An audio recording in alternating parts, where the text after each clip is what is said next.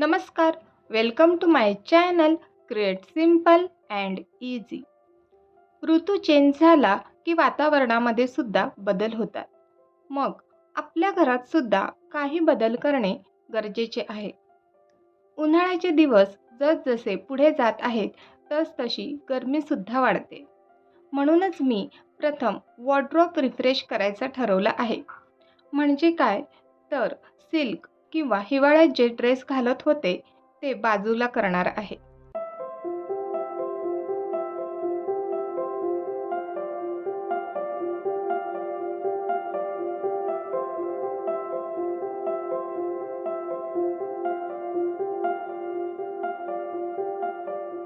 न लागणारे सर्व ड्रेसेस बाजूला काढून व्यवस्थित घडी घालून झालेले आहेत आणि हे कपडे रिप्लेस करणार आहे उन्हाळ्यामध्ये खास घातले जाणारे सुती ड्रेसेस यांसोबत.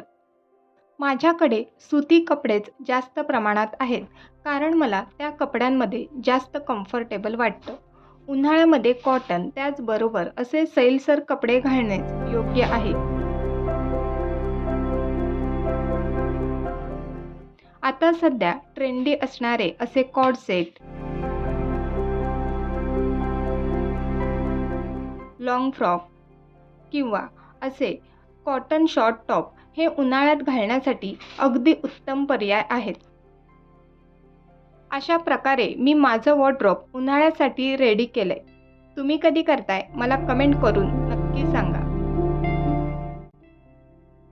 उन्हाळ्यामध्ये पंखाच आपला साथीदार. अगदी दिवसभर आणि संपूर्ण रात्र तो चालूच ठेवावा लागतो कारण गरमच इतकं होतं. आणि जर पंखा सतत चालू राहिला की त्यावर धूळसुद्धा जास्त जमा होते. धूळ साचली की थोड्याच दिवसात त्या पंख्याची हवा लागत नाही. हे निरीक्षण तुम्ही कधी केलंय का? मी हा पंखा 2 दिवसापूर्वी पुसला होता आणि पहा लगेच किती धूळ जमा झाली ते. म्हणूनच उन्हाळ्यामध्ये आपल्याला एक वाढीव काम करायचं आहे, ते म्हणजे वारंवार पंखा क्लीन करणे. जास्त नाही तर 2च मिनटं लागतात पंखा क्लीन करण्यासाठी, पण त्यामुळे आपल्यालाच उन्हाळ्यामध्ये पंख्याची छान हवा मिळणार आहे, हो ना?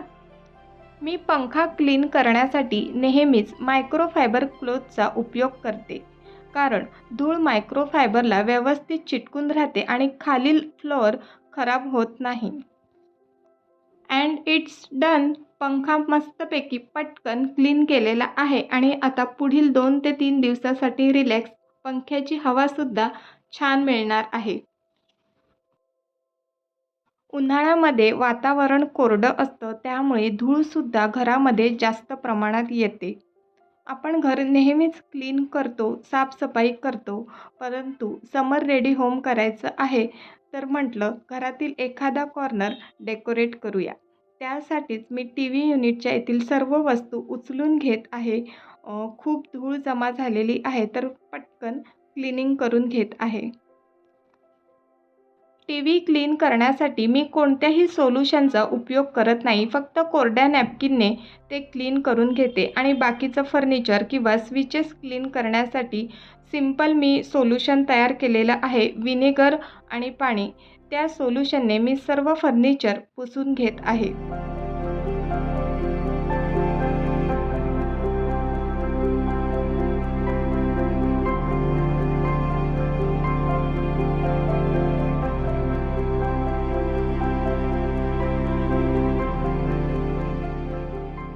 उन्हाळ्यामध्ये घर डेकोरेट करण्यासाठी नेहमी हलक्या रंगांचा वापर करावा. जसं की मी इथे व्हाईट आणि लाईट पिंक कलरचे आर्टिफिशियल फ्लावर्सच्या फांद्या घेतल्या आहेत आणि त्या वासमध्ये प्लेस करणार आहे आणि हे वास त्या कोपऱ्यामध्ये मी ठेवणार आहे.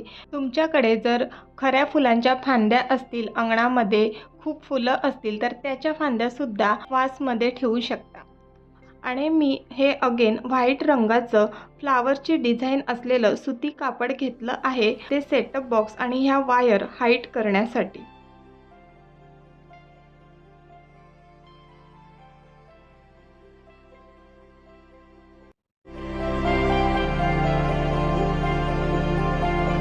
आणि इथे कॉर्नरला रिअल इंडोअर प्लांट म्हणजेच स्नेक प्लांट मी ठेवत आहे. हे प्लांट मी नेहमीच इथे ठेवते आणि तुम्ही पहा हे किती छान ग्रो झालेलं आहे.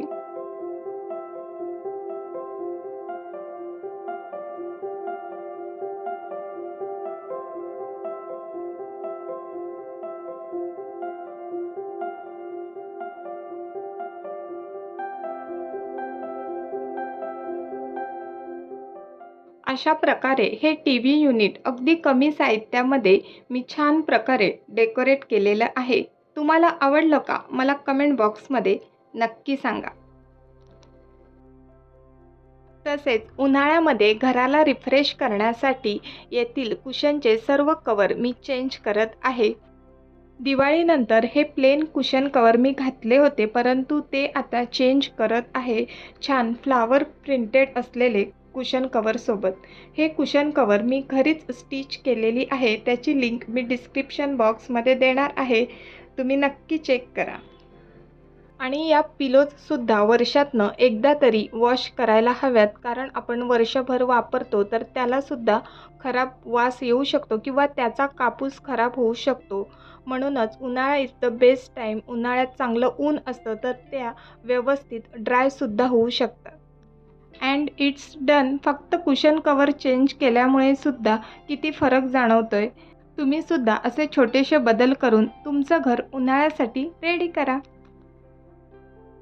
उन्हाळ्यात एक महत्त्वाचं काम असतं ते म्हणजे मुलांची परीक्षा संपल्या त्यांच्या शाळेचे दप्तर, टिफिन बॅग, शूज वॉश करून ठेवणे. कारण आजकाल मे महिन्यातसुद्धा लवकर पाऊस पडतो, अवकाळी पाऊस पडतो. मग या गोष्टी राहायला नको म्हणून हे काम लवकर करणे आवश्यक आहे.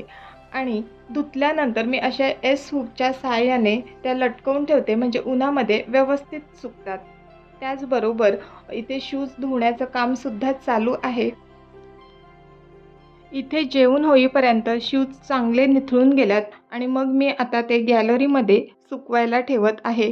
2 ते 3 दिवस चांगले उन्हामध्ये ड्राय करणार आहे.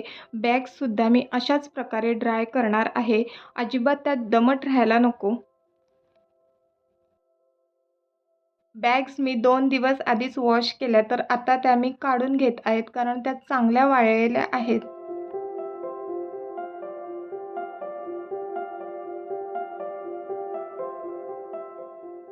आणि शूजसुद्धा चांगले ड्राय झालेले आहेत, तर मी अशा बॉक्समध्ये ते पॅक करणार आहे. त्यासाठी असे सिलिका जेलचे पाऊच घेतलेले आहेत, ते या बॉक्समध्ये ठेवणार आहे. त्यामुळे शूजला दमटपणा येणार नाही किंवा बुरशी लागणार नाही, कारण आता दिवाळीनंतरच हे वापरात येणार आहेत. सिलिका जेल हे ऑनलाईनसुद्धा मिळतात किंवा आपण नवीन शूज किंवा नवीन बॅग खरेदी करतो किंवा एखादं नवीन प्रोडक्ट खरेदी करतो त्याच्यासोबत येतात, तर ते फेकून न देता तसेच ठेवायचे.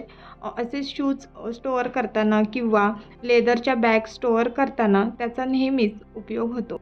सिलिका जेल हे मॉइश्चर ॲब्झॉर्ब करण्याचं काम करतं, त्यामुळे एखादी वस्तू असेल ती खराब होत नाही.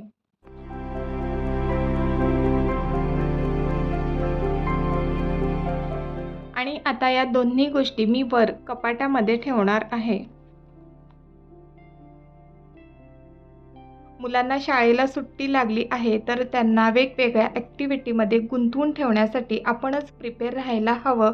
तर मुलं जर 8 ते 9 वर्षाची असतील, तर त्यांना सुईमध्ये धागा ओवणं, वेगवेगळ्या प्रकारचे टाके घालणं, अशी ॲक्टिव्हिटी देऊ शकतो किंवा जर्नलिंग करणं. त्यांना आता लिहिता वाचता येतं, तर आपण दिवसभर काय केलं किंवा कुठे फिरायला गेलो, ते अशा नोटबुकमध्ये लिहून ठेवल्यामुळे त्यांना एक प्रकारे लिहिण्याची सुद्धा सवय लागते.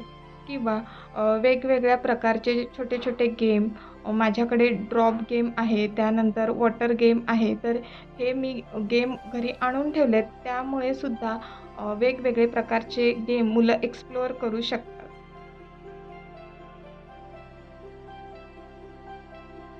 हा असा सेटअप तिने रिसेंटली तयार केलाय. त्यासोबतच वेगवेगळ्या भाषांमधील पुस्तकं, गोष्टींची पुस्तकं किंवा ॲक्टिव्हिटी पुस्तकं त्यांना इंट्रोड्यूस करणे. आमच्याकडे magic pot, children's world, Champak आणि अजूनही इतर गोष्टींची पुस्तकं आहेत. पण त्यामधील रिसेंटली मॅजिक पॉट हे खूप फेवरेट आहे, कारण त्यामध्ये खूप साऱ्या ॲक्टिव्हिटीज आहेत. या पुस्तकातील पहिलं पान पालकांसाठी आहे. पालकांनी मुलांशी कसं डील करायचं, त्यांच्याशी कसा संवाद साधायचा, त्यांना कसं समजून घ्यायचं, हे छान प्रकारे समजवलं आहे. तसेच कोडी सोडवणे, चित्रावरून गोष्ट तयार करणे, कविता, 3 ते 4 प्रकारच्या वेगवेगळ्या गोष्टी, जी.के. टाईम असं खूप सारं त्यामध्ये आहे. त्याचबरोबर चित्र रंगवणे असं हे पुस्तक आहे. खूप छान आहे. 2 वर्षाच्या मुलापासून तुम्ही हे पुस्तक इंट्रोड्यूस करू शकता. आणि हे पुस्तक जिथे न्यूजपेपर मिळतं तिथे अवेलेबल असतं किंवा त्यांची वेबसाईटसुद्धा आहे, त्यावरून तुम्ही सबस्क्रिप्शन घेऊ शकता. तसेच माझ्या मुलीला स्कूलमध्ये संस्कृत हा विषय आहे, तर तिला संस्कृत अधिक चांगल्या प्रकारे वाचता यावं म्हणून वेगवेगळ्या प्रकारचे श्लोक आणि स्तोत्र तिच्या वाचनात यावे, त्यासाठी मी हे पुस्तक खरेदी केलं आहे. हे श्री रामरक्षा स्तोत्राचं पुस्तक आहे. हे वाचून झाल्यानंतर मी अजून तिला इतर पुस्तकं घेऊन देणार आहे. त्यासोबतच ॲक्टिव्हिटी करण्यासाठी अरोगामी पेपर्स आणि इतर खूप सारे अजून आमच्याकडे ॲक्टिव्हिटी आहेत, ते सुद्धा आम्ही महिनाभर आता एक्सप्लोअर करणार आहोत. मी या चेस्ट ऑफ ड्रॉवरवर फक्त पुस्तकच ठेवली होती, परंतु आता सुट्टी चालू होत आहे, तर पुस्तकांसोबतच चित्रकलेची वही, स्केच पेन्स किंवा इतर काही चित्र रंगवण्याची पुस्तकं आहेत, तीसुद्धा इथे ठेवणार आहे. म्हणजे इझी ॲक्सेस होईल आणि तिला दिवसभर वेगवेगळ्या ॲक्टिव्हिटी करता येतील.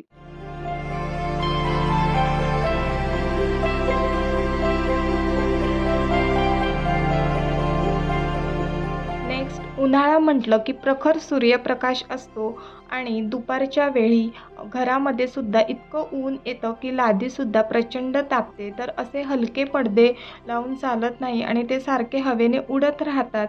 तर त्यासाठी मी आता पडदे चेंज करत आहे. उन्हाळ्यामध्ये खिडक्यांना पडदे लावण्यासाठी ते थोडे हेवी असावे, जेणेकरून वाऱ्याने सारखे उडणार नाही आणि थोडासा डार्क कलर असावा, जेणेकरून दुपारी जर आपल्याला बेडरूममध्ये आराम करायचं असेल तर डार्क कलरच्या पडद्यांमुळे प्रखर सूर्यप्रकाश बेडरूमपर्यंत येणार नाही.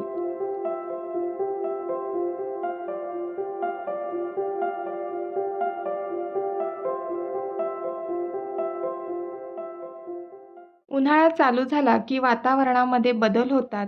आपण हेल्थची सुद्धा त्या पद्धतीनं काळजी घेतो. जास्त प्रमाणात पाणी पितो. तसंच झाडांना सुद्धा आवश्यकता असते. त्यांची सुद्धा काळजी घ्यावी लागते. त्यांना सुद्धा जास्त पाण्याची गरज लागते.